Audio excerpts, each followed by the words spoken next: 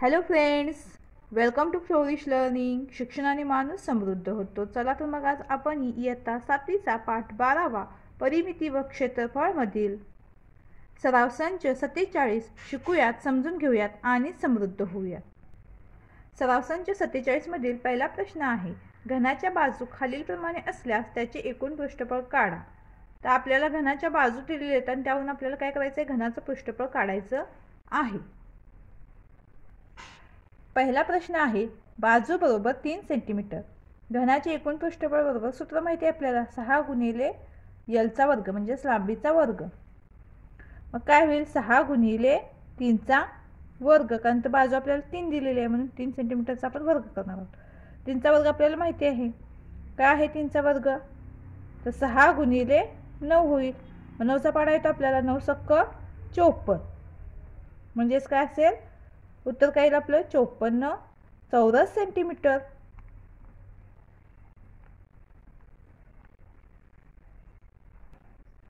म्हणजेच बाजू 3 सेंटीमीटर असताना घनाचे एकूण पृष्ठफळ किती मिळेल आपल्याला, 54 चौरस सेंटीमीटर मिळेल.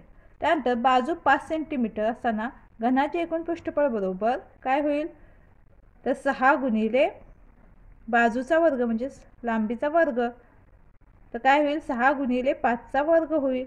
5चा वर्ग माहिती आहे आपल्याला, बरोबर काय होईल, 6 गुणिले 25. 5चा वर्ग 25 आहे ना, म्हणून बरोबर 25चा पाडा येतो आपल्याला. 25 सक्क काय येतं, तर 150.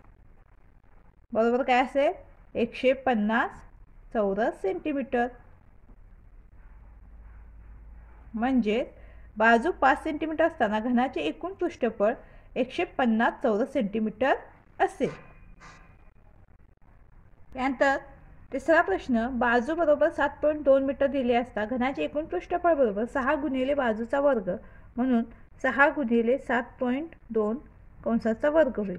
आपल्याला ते 7.2चा वर्ग करावा लागणार आहे. म्हणजेच काय, 6 गुणिले 7.2 गुणिले 7.2 बरोबर काय होईल, 6 गुणिले याचा गुणाकार करूयात. हा गुणाकार किती मिळतो, तर 51.84 मिळतो. आता हा गुणाकार करूयात. 6 गुणिले 51.84 किती होतं, तर 311.04. म्हणजेच काय असेल ते चौरस मीटर.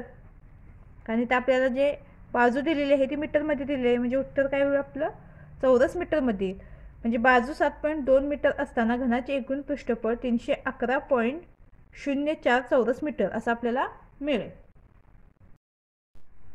त्यानंतर चौथा प्रश्न, बाजू बरोबर 6.8 मीटर असताना घनाचे एकूण पृष्ठफळ बरोबर 6 गुणिले एलचा वर्ग.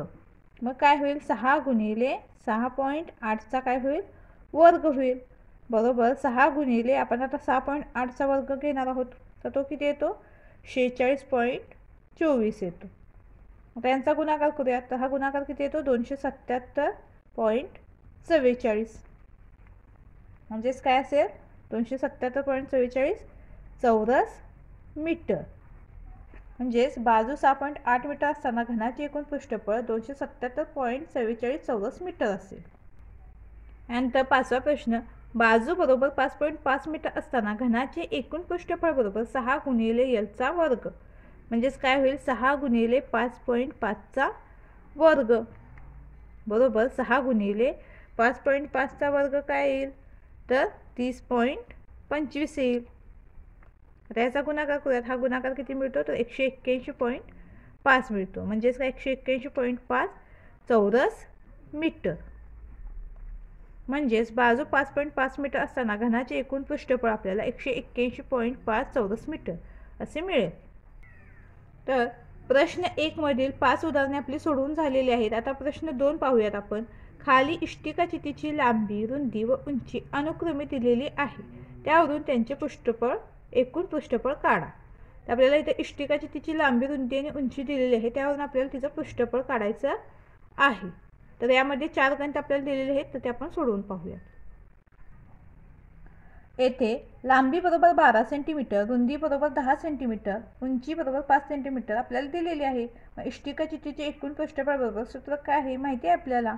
काय आहे सूत्र, 2 कंसात लांबी गुणिले काय होईल रुंदी अधिक रुंदी गुणिले उंची अधिक लांबी गुणिले उंची. एल म्हणजे काय लेंथ, बी म्हणजे ब्रीथ आणि एच म्हणजे हाईट.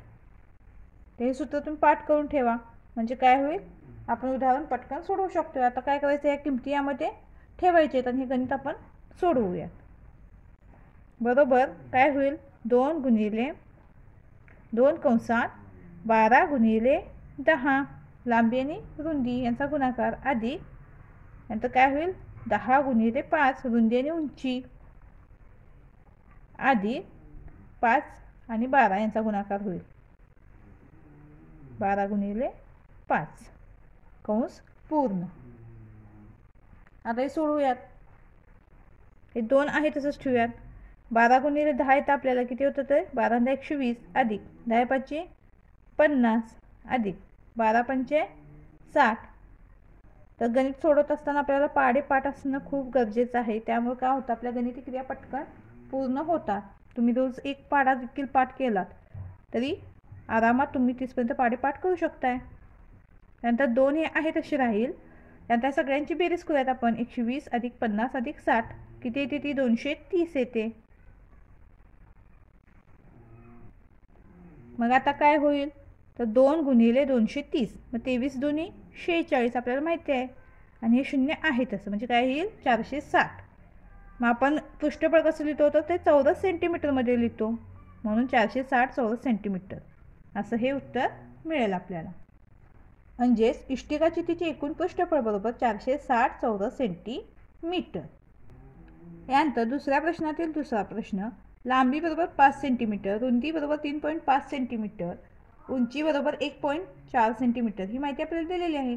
इष्टिकाची तिची एकूण पृष्ठफळ बरोबर 2 लांबी गुणिले रुंदी अधिक रुंदी गुणिले उंची अधिक उंची गुणिले लांबी. आता काय करूया किमती सूत्रामध्ये ठेवूयात. तर 2 हे आहे तसे राहतील. त्यानंतर काय होईल 5 गुणिले 3.5 अधिक 3.5 गुणिले 1.4 अधिक 5 गुणिले 1.4 होईल बरोबर. हे 2 आहे तशी ठेवूयात. आता त्यांचा गुणाकार करूयात. तर हा गुणाकार किती येईल 17.5 अधिक हा गुणाकार किती येईल 4.90 अधिक हा गुणाकार किती येईल तर 7.0 बरोबर. 2 आहे तसे राहतील. आता हे सगळ्यांची बेरीज करून घेऊया. ती बेरीज किती मिळते आपल्याला 29.4 बरोबर. आता ह्या दोन्हींचा गुणाकार करूया. तर हा गुणाकार किती मिळतो आपल्याला 58.8 मिळतो म्हणजेच काय 58.8 चौरस सेंटीमीटर. आणि एकूण जे पृष्ठबळ किंवा क्षेत्रफळ आहे ते आपण चौरस सेंटीमीटर किंवा चौरस मीटर असं लिहितो. तर जी आपल्याला मापे दिली आहे त्यानुसार आपण इथं हे चिन्ह वापरतो. इथं सेंटीमीटरमध्ये आहे म्हणून आपण ते चौरस सेंटीमीटर असं लिहिलेलं आहे. जर मीटरमध्ये असेल तर आपण काय लिहितो चौरस मीटर लिहितो. इष्टिकाची तिची एकूण पृष्ठफळ बरोबर काय मिळालं आपल्याला 58.8 चौरस सेंटीमीटर. यानंतर प्रश्न 2 मधील तिसरा प्रश्न लांबी बरोबर 2.5 मीटर रुंदी 2 मीटर आणि उंची 2.4 मीटर आपल्याला दिलेली आहे. मग इष्टिकाची तिची एकूण पृष्ठफळ बरोबर 2 LB 2 गुणिले कंसात LB अधिक BH अधिक LH. मग काय होईल ते किंमत लिहूयात. 2 आहे तसं राहतील कंसात 2.5 गुणिले 2 2.5 गुणिले 2 अधिक 2 गुणिले 2.4 अधिक 2.5 गुणिले 2.4. आता हा गुणाकार करूया बरोबर. हे 2 आहे तसे राहतील. आता यांचा गुणाकार आपल्याला माहिती आहे काय होईल 5.0 येईल आणि 25 दुनी 50 आणि दशांश आपण इथं देतोय एक अंक एक घर सोडून.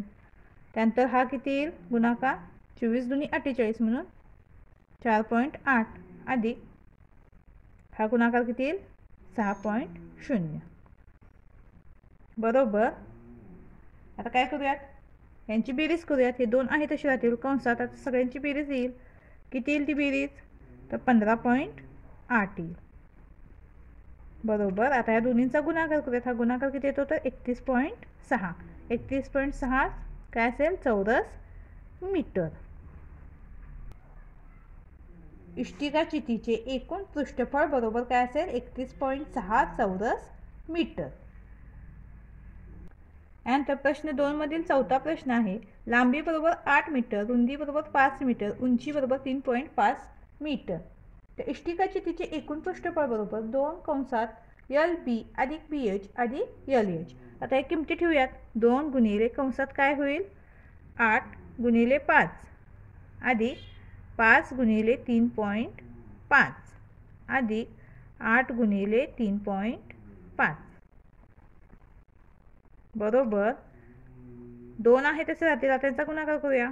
8 पंचे काय तर 40 अधिक 5 गुणिले 3.5 यांचा गुणाकार काय येईल 17.5 अधिक 8 गुणिले 3.5 त्याचा गुणाकार काय येईल 28.0 बरोबर. हे 2 आहे तसे ठेवूयात. आता या सगळ्यांची बेरीज करूया. ती बेरीज किती मिळते तर 85.5 मिळते बरोबर. आता 2 गुणिले 85.5 त्यांचा गुणाकार करूया. तो किती मिळतो तर 171.0 म्हणजेच काय बरोबर 171 चौरस मीटर. म्हणजेच इष्टिका चितीचे एकूण पृष्ठफळ बरोबर काय येईल 171 चौरस मीटर. तर प्रश्न 2 मधील 4 प्रश्न आपण सोडवलेले आहेत. आता प्रश्न 3 पाहूयात. एका आगपेटीची लांबी 4 सेंटीमीटर, रुंदी 2.5 सेंटीमीटर, उंची 1.5 सेंटीमीटर आहे. त्या आगपेटीला बाहेरून रंगीत कागद तंतोतंत चिकटवायचा आहे. तर एकूण किती कागद लागेल. इथे लांबी बरोबर 4 सेंटीमीटर, रुंदी बरोबर 2.5 सेंटीमीटर, उंची बरोबर 1.5 सेंटीमीटर ही माहिती आपल्याला दिलेली आहे. इष्टिका चितीचे एकूण पृष्ठफळ बरोबर सूत्र माहिती आहे आपल्याला 2 कंसात LB अधिक BH अधिक LH. आता ह्या किमती आपण या सूत्रामध्ये ठेवूयात आणि सोडवूयात बरोबर. 2 आहे तसे राहतील. मग काय होईल 4 गुणिले 2.5 अधिक 2.5 गुणिले 1.5 अधिक 4 गुणिले 1.5 बरोबर. हे 2 आहे तसे राहतील. आता हा गुणाकार करून घेऊयात. हा गुणाकार किती येईल 10.0 अधिक हा गुणाकार किती येईल 3.75 अधिक हा गुणाकार किती येईल 6.0 बरोबर. हे 2 आहे तसे राहतील. आता या सगळ्यांची बेरीज करूया. ती बेरीज किती येते तर 19.75 येते बरोबर. काय होईल आता 19.75 गुणिले 2 होतील. यांचा गुणाकार करूयात. हा गुणाकार किती येतो तर 39.50 म्हणजेच काय 39.50 चौरस सेंटीमीटर. म्हणून इष्टिका चितीचे एकूण पृष्ठफळ किती असेल 39.50 चौरस सेंटीमीटर. हेच आपण 39.5 चौरस सेंटीमीटर असंही लिहू शकतो. यानंतर चौथा प्रश्न. बागेतला पालापाचोळा ट्रॉलीवरून वाहून नेण्यासाठी झाकण नसलेली पत्र्याची पेटी तयार करायची आहे.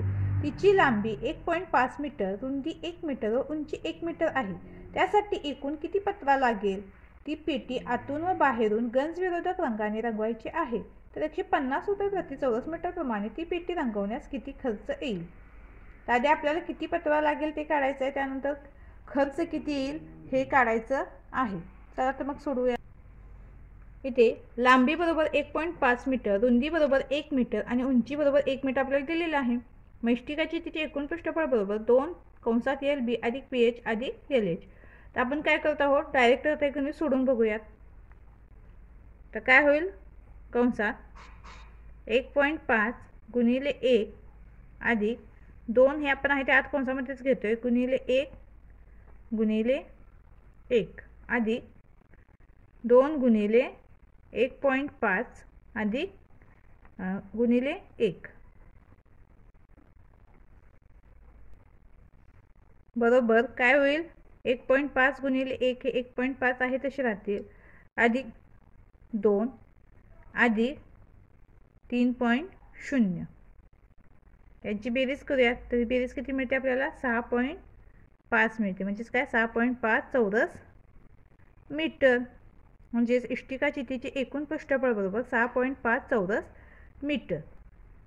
म्हणजेच काय तर पेटीसाठी लागणाऱ्या पत्र्याचे क्षेत्रफळ बरोबर 6.5 चौरस मीटर. तर पेटी आतून व बाहेरून गंजविरोधक रंगाने रंगवायची आहे. व पेटी आतून व बाहेरून रंगवण्यासाठी येणारा खर्च बरोबर काय असेल तर पेटीचे आतील भागाचे जे काही पृष्ठफळ आहे ते आणि पेटीचे बाहेर भागाचे पृष्ठफळ यांची बेरीज होईल आणि त्या बेरजेला आपण कशाने गुणावे लागेल तर दराने गुणावं लागेल. तर पेटी आतून बाहेरून रंगवण्यासाठी येणारा खर्च बरोबर काय असेल आतील भागाचे पृष्ठफळ अधिक बाहेरील भागाचे पृष्ठफळ गुणिले दर. तर आतील भागाचे पृष्ठफळ काय आहे 6.5 अधिक बाहेरील भागाचे पृष्ठफळ पण काय असेल 6.5 असेल गुणिले दर. दर किती दिलेला आहे आपल्याला तर 150 दिलेला आहे. 150 रुपये प्रति चौरस मीटर या दराने आपण काय करणार आहोत तो दर घेत आहोत. आता यांची बेरीज करूयात. तर 6.5 अधिक 6.5 यांची बेरीज काय होईल तर 13 होईल गुणिले 150. हा गुणाकार करूया. हा गुणाकार किती मिळतो आपल्याला 1950 म्हणजे 1950 रुपये मिळाले आपल्याला. म्हणजेच काय तर पेटी आतून व बाहेरून रंगवण्यासाठी 1950 रुपये खर्च येईल. तर आपला व्हिडिओ आवडला असल्यास चॅनेलला लाईक शेअर सबस्क्राईब नक्की करा. धन्यवाद.